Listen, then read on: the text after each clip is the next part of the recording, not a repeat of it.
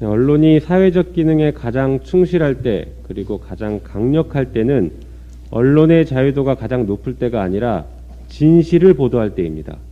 언론의 자유는 언론이 진실을 보도하고 공정한 보도를 할 것이라는 신뢰와 기대를 바탕으로 최대한 보장하려는 것입니다. 여야 8인 협의체에서 가짜뉴스 피해구제법 논의가 진전을 이루고 있습니다. 4차례 회의를 마쳤고 금주 목요일에 언론소송 전문가, 피해자, 기자 등의 관계자 진술을 청취하는 시간을 갖기로 했습니다.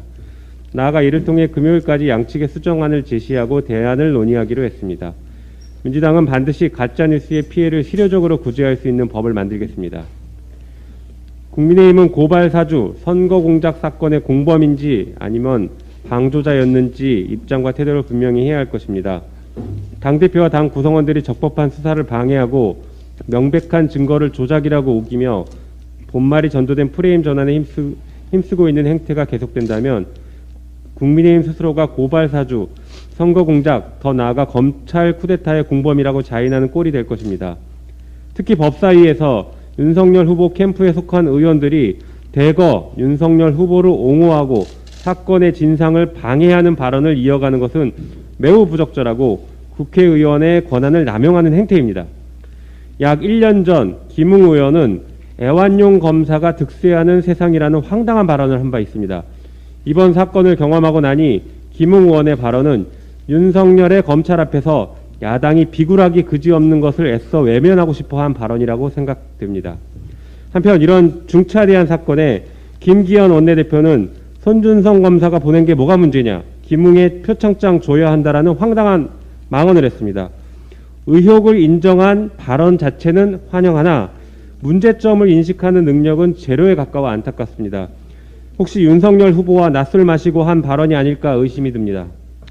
검찰의 고발 사주, 선거 공작을 넘어 이제는 윤석열의 검찰 사유화, 국가 권력의 사유화가 증거를 통해 밝혀지고 있습니다. 법무부와 검찰은 과거 검찰이 부실 수사를 넘어 윤석열 일가에 대한 변호를 자처하고 수사를 방해하며 검찰권을 남용했는지, 더 나아가 검찰총장 시절부터 대선을 준비하기 위해 권한을 남용하고 특활비를 함부로 썼는지 등을 확인해야 할 의무가 있습니다. 검찰총장이 국민과 국가로부터 부여된 검찰권을 자신의 정치적 목적과 가족의 부정을 덮는 데 사용했다면 선거를 통한 국민의 심판보다 먼저 법의 심판을 받아야 할 것입니다. 근본적으로 이 같은 일을 가능하게 한 현 검찰 제도를 개혁해야 합니다. 수사기소권의 막강한 권력을 행사함에도 국회와 외부기관의 견제는 고사하고 검찰 내부 일에 관해서는 확인조차 제대로 하기 어려운 것이 현실입니다.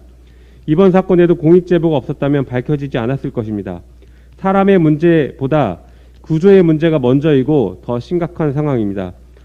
민주당은 수사기소권 완전 분리에 박차를 가하도록 하겠습니다. 이상입니다.